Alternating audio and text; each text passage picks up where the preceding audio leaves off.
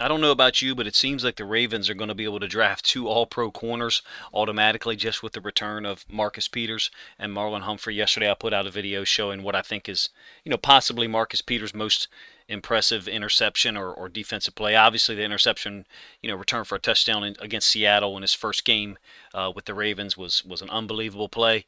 I tried to do the same thing for Marlon Humphrey, and I enjoy his style of football so much that I'm unable to crystallize it down into one play. I worked for maybe like an hour and a half today, and I was trying to find one play that I thought could just show what he can do at his best. And my issue is there's so many things that I think he does really, really well. And I'm going to show three plays that I think illustrate what he does well. Obviously, the fruit punch thing, forcing the fumbles, knocking the ball out, didn't happen as much in 2021 before he got hurt.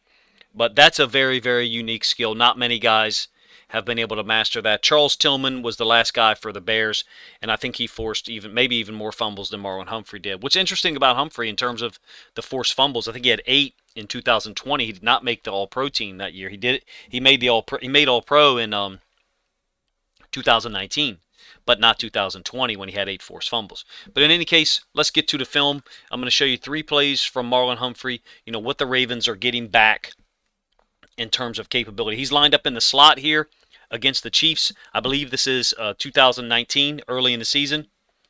And he's going to get Tyreek Hill on this little outside release go, kind of like almost like a fade corner. And then simultaneous to that, the outside receiver is going to run what is essentially a pick. To me, they're trying to get the ball to the running back here. That's what they're trying to do. Or they're trying to read the curl flat defender, which in this case will be Marlon Humphrey. He's essentially playing nickel safety here to the field. And he's got 3 routes. He's not concerned with Tyreek Hill's route. He's incapable of defending that because he's responsible for, roughly you could say, the curl flat area. That's a little wide, but in any case, you get the point. So he's not going to be able to defend Tyreek Hill's route. You see Tyreek Hill runs, to the outside of him, and I think that's intentional. The design is exquisite so that they can get the number 1 guy to screen him and then get the ball to this running back. Essentially, if you ask me, they're reading Humphrey. If Humphrey was to take off with the running back, then they would go ahead and they would hit this number 1 real quick. But that would indicate man. So there's also the possibility here that, let's say, with this running back, Humphrey goes man, all right? And then let's say with this number 1 on this little snag route, let's say Peters stays with him. Well, then, obviously, Tyreek Hill's going to try to hit, Mahomes is going to try to hit Tyreek Hill there. But it's not man. At least it's not man by Humphrey. Great play. He's very instinctive, reacts to the ball quickly. I shouldn't say never takes a false step. There's a little bit of a false step here, but he's got the ability to recover. Hopefully he returns to 100% athleticism in 2022, and we see more plays like this. I believe this is late in the game against Miami in 2019, week 1. Josh Rosen is in at quarterback, and you've got cover 3, essentially. Now, the 2 inside linebackers, Anawasu and I think Kenny Young, have red runs, so they've come downhill. You see Kenny Young is turning his back trying to get to his spot, but I think you've got a zone here, and you're getting a deep out by this number 1 receiver to the sideline. And Marlon's, there is some space there, but he's cover 3. He's trying not to get beat deep, and he recovers. Elite athleticism, play recognition, route recognition, ball skills, to me are off the charts. I know we didn't get nearly as many interceptions. Look, the interesting thing about this look that you have here is, obviously, Bowser is back. Other than that, nobody else in the screen is back except Tony Jefferson and Chuck Clark could be in very similar roles to what they are right here. Essentially a 4-4 cover 3 look. They both get out into the curl flat area pretty quickly. And you can see there's a little bit of separation here for this ball to be thrown. Not a strong throw by Rosen at all. You'd like to see a stronger throw, maybe even earlier. Almost looked kind of, for lack of a better word, it almost looked kind of half-assed. I mean, there wasn't much on that ball. It didn't seem like he was trying to get, much into it. And just a freaking sick catch to get his knees, I guess, and feet inbounds and secure the football. Of course, everything went right for the Ravens that day, right? Last play, and there's just so many big plays defensively against the Houston Texans, dating back to 2019. I think it was 2019, maybe it was 18. Here he is playing essentially curl flat again. Now, we do have a too-high safety structure, but he's playing nickel. He's playing nickel in the slot. And we got Patrick Queen and L.J. Fort at inside linebacker.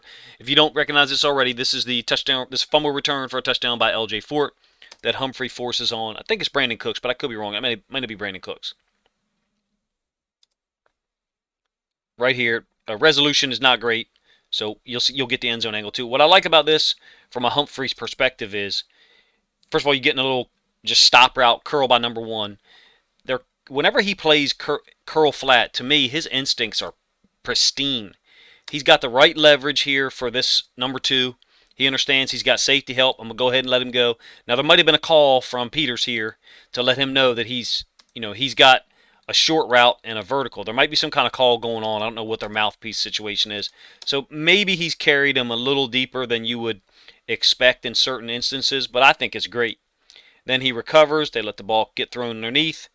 Punches the ball out, Fort recovers it, and finishes the play like a running back. These plays that I've shown you, Marcus Peters last night, that interception against the Texans, ironically, and then these three plays here by Marlon Humphrey, I mean, these are the game-changing plays that were clearly absent for the Ravens in 2021. I mean, yeah, you did have a pick six by Chuck Clark against the Rams.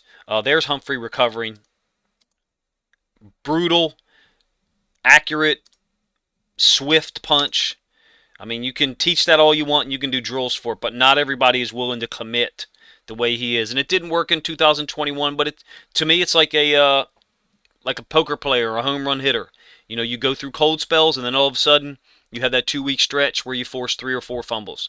Let me know what you guys think. These are short, quick breakdowns. I am in the middle of completing a longer film study with basically showing what is essentially highlights for Marlon Humphrey and Marcus Peters during their time as Ravens. Couple plays from Marcus Peters' time on the Rams roster, but generally focused on them on the Ravens, what they've been able to do, how they'll be able to impact the game, and man, if the Ravens are able to get a hold of someone like a Derek Stingley, an Andrew Booth, even, maybe he's not Stingley's caliber, but he's close.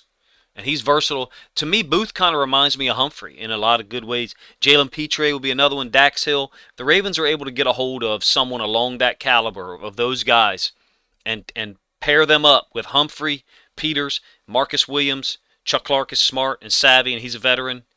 Brandon Stevens got a lot of ability. Our DB group will be set drastically different than what we all as Ravens fans remember, near the end of the season, which was essentially practice squad guys. No disrespect to them intended. I'm excited. The draft is coming up in, 4 days? I'm excited because not only are the Ravens going to get back the guys that they drafted, but we get Humphrey back. We get Marcus Peters back. Hopefully those guys, come back in full swing at some point during camp. Off-season work, I'm quite sure they're taking it, a little bit easy, per the coaches and the training staff. You let me know what you think of Marlon Humphrey's return if you're as excited as I am.